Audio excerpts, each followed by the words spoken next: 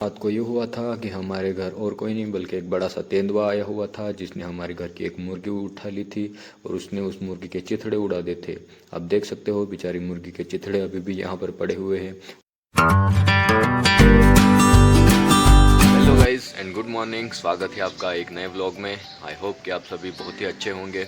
रोज़ की तरह सुबह उठ के मैं फ्रेश होके मैंने दुकान खोल दी है। पहले बैठ के मैं बोर हो रहा था तो सोचा अपने डॉगिनों से थोड़ा सा हाल चाल पूछ लूँ, पर जब मैंने इसे देखा तो ये खुद ही सदमे में लग रहा था। और फिर मुझे याद आया कि सदमे में नहीं बल्कि कल रात को लेके इसकी फटी पड़ी है। और जैसे ही उसने मुझे देखा तो मेरे सामने नॉर्मल होने की ओवर एक्टिंग करने लगा। फिर थोड़े से एड़े चाड़े करने के बाद इसे भी पता चल गया कि इसके सामने ओवर एक्टिंग करके कोई फ़ायदा नहीं, क्योंकि बेइज्जती तो पहले से ही हो चुकी है। क्योंकि कल रात हमारे घर एक मुर्गी चोर आया था और मुर्गी को बचाने के बदले ये खुद ही बच के भाग गया था और पतली गली से निकल के कहीं जाके छुप गया था। तो गाइस रात को ये हुआ था कि हमारे घर और कोई नहीं बल्कि एक बड़ा सा तेंदुआ आया हुआ था जिसने हमारे घर की एक मुर्गी उठा ली थी और उसने उस मुर्गी के चिथड़े उड़ा दिए थे।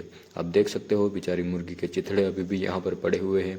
और उसे देखकर हमारे डॉगी डॉन ऐसे गायब हुए जैसे गधे की सर से सींग। और गाइस आप लोग देख सकते हो यहाँ पर हमारी मुर्गी बैठी हुई थी इस आम के पेड़ पर, तो ऊपर चढ़ा था और जैसे ही ऊपर से कूदा तो उसने ये आम की टहनी भी तोड़ दी और वहाँ जाकर उसने हमारी मुर्गी को दबोच लिया था और पकड़ के ले गया। जब भी तेंदुआ आता है यह हलकट पता नहीं कहाँ गायब हो जाता है और दूसरी सुबह ऐसे घूमता है कि जैसे इसने ही उसे भगाया हो। फिर मैंने सोचा कि मुर्गी तो चली गई है, अब जाने वाले को कौन ही रोक पाया है, तो उसके चक्कर में खाना पीना तो नहीं छोड़ सकते ना। इतना कुछ होने के बाद भी ये बेशरम खाने की उम्मीद में ऐसे बैठा है कि जैसे कुछ हुआ ही नहीं। पर अब क्या करें, पाला है तो खाना तो खिलाना पड़ेगा। यही सोचकर इसे भी मैंने 2 बिस्कुट खिला दिए। पर जैसे ही मैंने इसे बिस्कुट दिए तो मैंने देखा इसमें अभी भी थोड़ी शर्म तो बची है। थोड़ा सा शर्माया और मेरे जाने के बाद फिर उसने खाना खाया।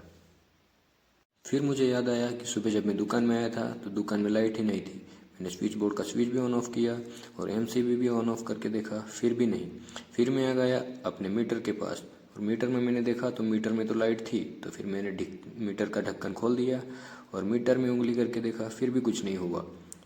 फिर एमसीबी की ऐसी तैसी करने के लिए मैंने उठा लिए 2 हथियार। जब मैंने एमसीबी में उंगली किया तो लाइट दोनों साइड जल रहा था और तभी मैं समझ गया, अरे देवा, ये गड़बड़ है बाबा। और थोड़ी देर बाद मेरा ध्यान गया कि इधर तो पूरा वायर ही जल चुका है। तो गाइस ये जले हुए वायर को मैंने निकाल दिया है, क्योंकि जलने वालों को हमेशा अपनी लाइफ से दूर ही रखना चाहिए। क्योंकि ये जलने वाले कभी भी आपकी लाइफ में आग लगा सकते हैं, जैसे कि ये जला हुआ वायर अभी इसके वजह से मेरे दुकान में आग लगते लगते बच गई। फिर मैंने एमसीबी ऑन कर दिया और फिर जाके देखा, फिर भी स्विच बोर्ड में लाइट नहीं आई थी। मेरे से नहीं हुआ तो फिर मैंने बुला लिया कमलेश भाई को, जो कि इलेक्ट्रिशियन है और हमारे रिलेटिव्स भी हैं। कमलेश भाई ने आके चेक किया तो उनको पता चल चुका था कि अंदर ही कोई वायर कट हुआ है और उसी की वजह से करंट मिस हो रहा है। तो गाइस कमलेश भाई आए थे, उन्होंने बताया कि वायरिंग में ही कुछ प्रॉब्लम होगी। तो उन्होंने बोला है कि ये जो वायरिंग है ये पूरी खोलनी पड़ेगी और अंदर चेक करना पड़ेगा। अगर कोई वायर जल गया है तो उसे देखना पड़ेगा। तो और मैं वो काम करने की सोच ही रहा था, तभी मुझे बैंक से कॉल आता है कि उन्होंने मुझे पूछा कि आपके ट्रांजैक्शन पे मैसेजेस आ रहे हैं कि नहीं। तो मैंने बोला कि हाँ मैसेजेस तो आ रहे हैं। फिर भी उन्होंने बोला कि कोई प्रॉब्लम है तो आप आ जाओ बैंक में और आपका केवाईसी करना पड़ेगा। तो गाइस ये काम छोड़ के मुझे जाना पड़ेगा अभी हवा, और दुकान में सामान भी ख़त्म हो गया है। तो मैंने सोचा कि एक साथ 2 काम भी हो जाएंगे। और गाइस ये बैंक वाले और डॉक्यूमेंट वाले काम करना मुझे ज़रा भी नहीं पसंद। बहुत परेशान करते हैं वो लोग, और मुझे क्या शायद किसी को भी नहीं पसंद होंगे। यहाँ से वहाँ दौड़ाते रहते हैं, पर क्या ही कर सकते हैं, अब लाइफ है, करना तो पड़ेगा। आगे बढ़ना है तो स्ट्रगल भी करना पड़ेगा, उसके साथ थोड़ा बहुत काम भी करना पड़ेगा। और गाइस मुझे हेयर कटिंग भी करना है, क्योंकि बाल बहुत बड़े हो चुके हैं और घर पे भी मुझे डांट रहे हैं, बोल रहे हैं क्या दुट्टे के जैसे घूमता रहता है।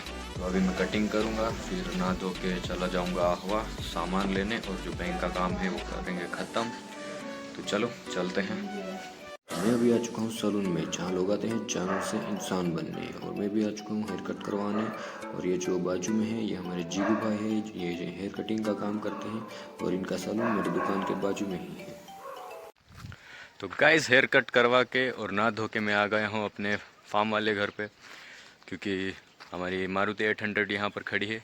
तो अभी मैं ये लेके जाऊंगा क्योंकि मुझे सामान भी लेना है और पेट्रोल भी लेना है दुकान के लिए। तो चलो चलते हैं हवा। ये है हमारी 800 मारुति सुजुकी, जीवन के साथ भी जीवन के बाद भी। पर गाइस कुछ भी बोलो, ये गाड़ी चलाने में जो मज़ा आता है ना, वो कोई लग्जरी गाड़ी चलाने में भी नहीं आता, क्योंकि इसमें इतना टॉर्क है, पहाड़ों में भी इतनी खतरनाक चलती है। और इसी वजह से इसको पहाड़ों की रानी भी बोला जाता है। आपने वीडियोस में, रील्स में बहुत देखा होगा।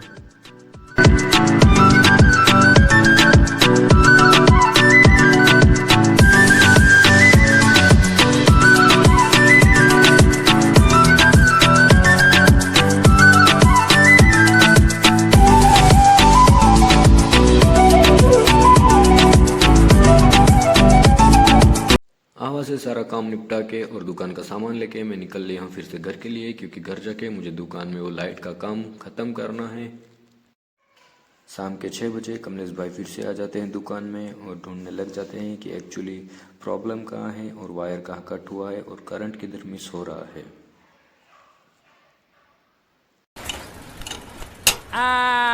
अभी मेरे को समझ में आया इसका एक्चुअली प्रॉब्लम क्या है। इसका पूरा गियर बॉक्स बाहर निकालना पड़ेगा। तो गाइज इधर उधर डोका जोड़ने के बाद और बहुत ढूंढने के बाद हमको आखिर में पता चलता है कि एक्चुअल में लोचा किधर है। तो ये जो मीटर में से मेन केबल निकलता है उसी में एक जॉइंट था, उसी में अंदर एक वायर कट हो चुका था जो हमको मिल चुका है। फिर तो प्रॉब्लम है, आप भी ठीक करके देता हूँ। ये लोड कर। हाँ। जरा स्क्रू ड्राइवर दे रहे। फाइनली गाइस प्रॉब्लम का सॉल्यूशन मिल गया और जो कट वायर था वो हमने निकाल के उसके बदले दूसरा वायर लगा दिया है और फाइनली दुकान में लाइट आ चुकी है। हे गाइस, खाना खा के आ चुका हूँ मैं अभी गैलरी में और अभी रात के बज रहे हैं 9 और बहुत ठंड है। ठंड के मारे काँप रहा हूँ और आज हमको लगानी थी घर पे लाइट, क्योंकि क्रिसमस आ रहा है। तो क्रिसमस में घर पे लाइट लगाने वाले थे, पर आज जैसा कि आपने ब्लॉग में देखा हम लोग पूरा दिन दुकान में ही थे। वायरिंग की प्रॉब्लम के कारण हम दुकान में ही लाइट सुधार रहे थे, तो इसके कारण हम लोग आज लाइट नहीं लगा पाए। पर जब हम दुकान में लाइट सुधार रहे थे तब हमको हमारे दादाजी ने और रवि ने फ्रंट की ये लाइट लगा दी है। आप लोग देख सकते हो, बहुत ही सुंदर है, स्टार वाली लाइट फ्रंट की लाइट लग चुकी है। और कल हमको साइड की और बैक साइड की और फ्रंट में थोड़ी सी बाकी है वो लगानी है, वो हम आपको कल के ब्लॉग में ज़रूर दिखाएंगे। तो मिलते हैं नेक्स्ट ब्लॉग में और आई होप कि आपको ये आज का ब्लॉग ज़रूर पसंद आया होगा। तो मिलते हैं गाइस नेक्स्ट ब्लॉग में, तब तक के लिए bye bye and thanks for watching.